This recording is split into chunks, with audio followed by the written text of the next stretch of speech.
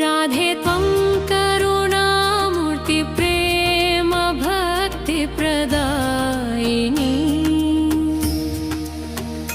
दीनबन्धु जनानां त्वं शरणं मम सर्वदा वृषभानुसुते देवी वृन्दावन विहारिणी